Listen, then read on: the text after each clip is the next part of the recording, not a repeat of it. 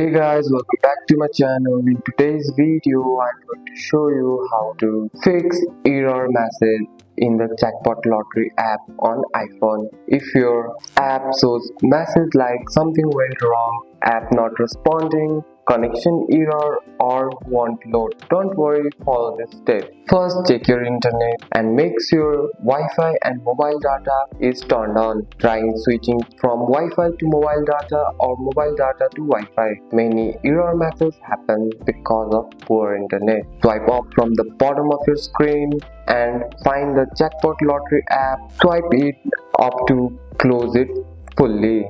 Open the app again and check if the error is gone. Press and hold the power button, slide to off, wait for 10 seconds, turn your iPhone back on. This fixes most temporary errors. Open the App Store, search for the Jackpot Lottery app. If you see update, tap it.